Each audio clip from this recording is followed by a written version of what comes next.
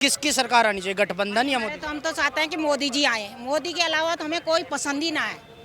ऐसा क्या कर दिया है मोदी जी ने जो आपको मोदी जी के अलावा कुछ पसंद नहीं है? कितनी तरक्की पे जा रहा है तुम्हें पता ना, सबको पता है देश कितनी तरक्की पे जा रहा है। अब जिसे बेरोजगारी लग रही है उसे काम करना ही नहीं है तो वो तो बेरोजगारी है। हम भी तो आ रहे हैं, हम तो अनपढ़ हैं, हम 15-15, 16-16 हज़ार कमा रहे हैं, ऐसे कमा रहे हैं, हाथ पैर चला रहे, मेहनत कर रहे हैं।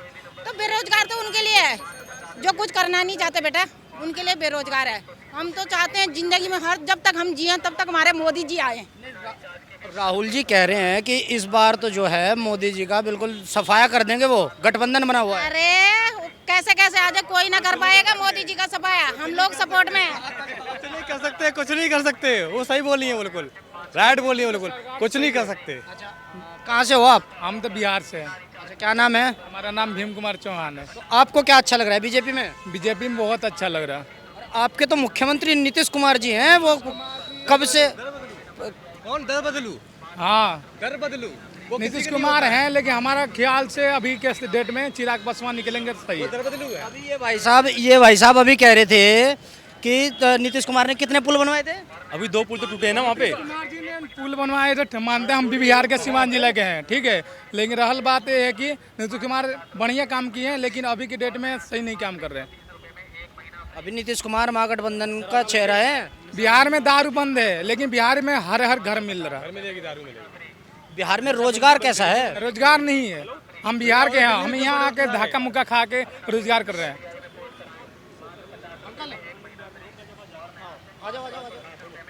2024 में गठबंधन बना हुआ है, अब मोदी जी या गठबंधन? मोदी जी 100%। क्या अच्छा लग रहा है आपको मोदी जी का? ये अच्छा है और करेगा, बुरा क्या करेगा, उन्होंने बहुत बड़े कर रखा है।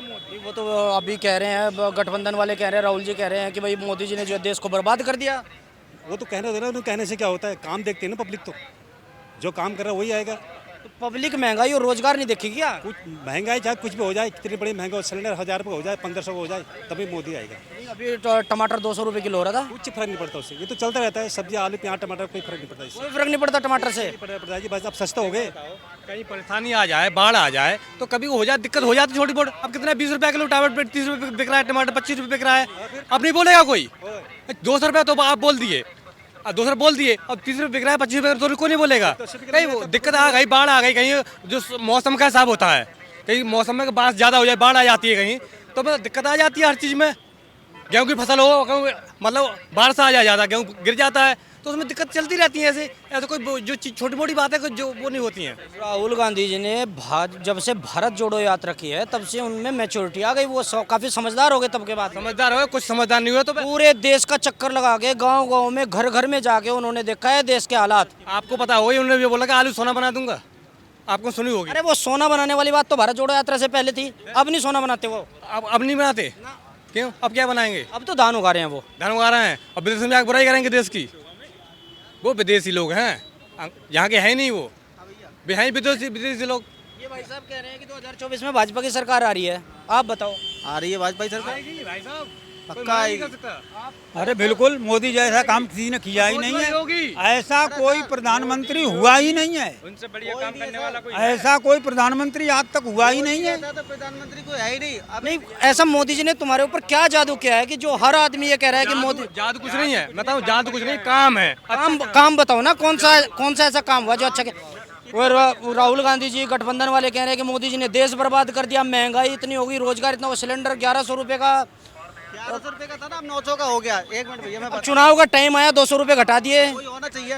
दूसरी बात, अभी चुनाव आते ही पैसे घटा दो, अभी पेट्रोल भी घटा देंगे। आप सवाल कौन से कर रहे हैं? पहले सवाल तो सही सवाल हम कर रहे हैं कि मेरी बात कौन सा करना चाहिए। अभी जो 2-3 दिन में G20 की बैठक खत्म हुई है, इस पर सवाल करो, तब पता चलेगी क्या हम कहाँ हैं, क्या है क्या नहीं है। ये अभी सवाल करो आप। चलो G20 की बैठक होगी, उससे फायदा बताओ क्या? उससे बहुत फायदा हुआ है, बहुत फायदा हुआ है।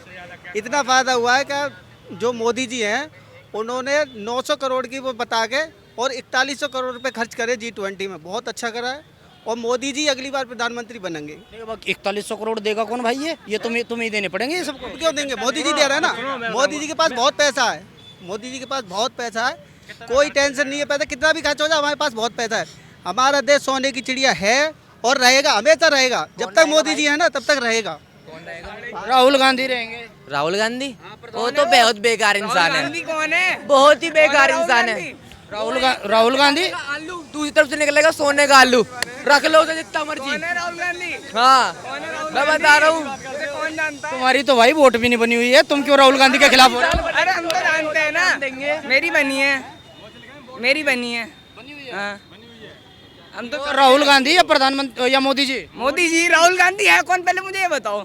राहुल गांधी भारत जोड़ो यात्रा कर रहे हैं यार, तुम राहुल गांधी को नहीं जानते हो? जोड़ो छोरा भाई।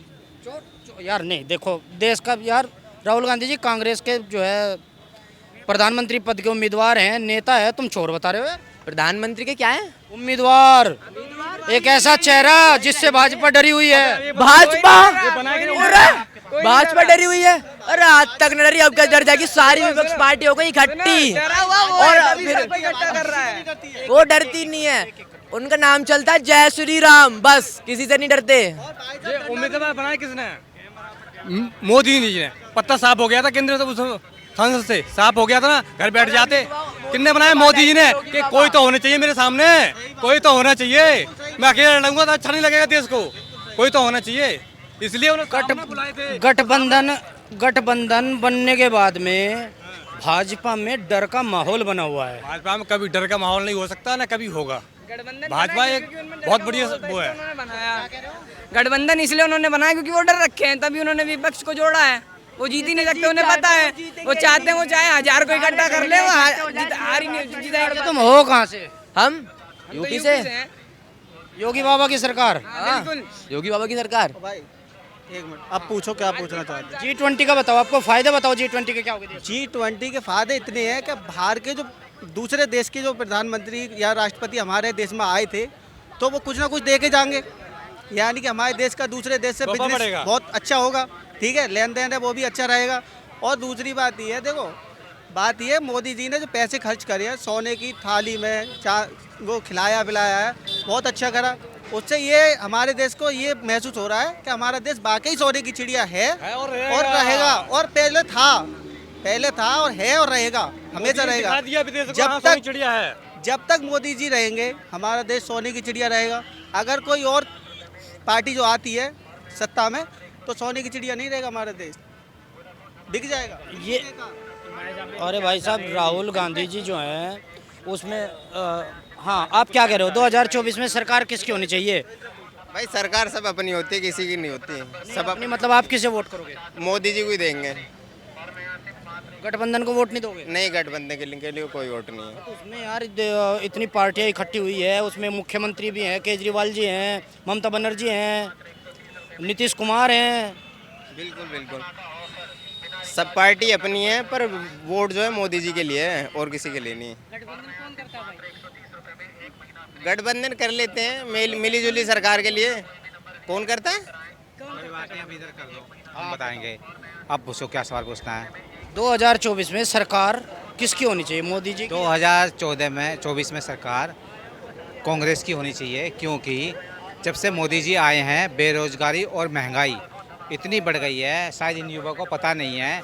जो बीएड करे हुए घूम रहे हैं, सुन लो, उनको 2010 से मुझे लग रहा 2010 से लोगों की अभी तक नौकरी नहीं लगी है। तो 2010 में तो मोदी की सरकार थोड़े ना थी। ठीक है, नहीं थी, लेकिन जब टाइम टू टाइम रोजगार नहीं मिलेगा तो वो रोजगार बढ़ता जाएगा ना। तो ये गलतियां तो फिर कांग्रेस की होगी ना। जो कुछ कांग्रेस ने करी तो जरूरी थोड़ा ना, हमने जब तो मोदी सरकार को लाए हैं।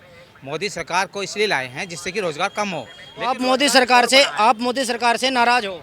हम बिल्कुल नाराज हैं, क्योंकि दो चीज़ हैं इस देश में, एक तो बेरोजगारी और महंगाई। जो आज युवा हैं, हमारे भाई हैं, जो भी हैं यहाँ पर खड़े होंगे शायद, जो बीटेक कर रहे हैं या बीएड कर रहे हैं या कोई भी कोर्स कर रहे हैं, उनको उसके हिसाब से रोजगार नहीं मिल रहा है।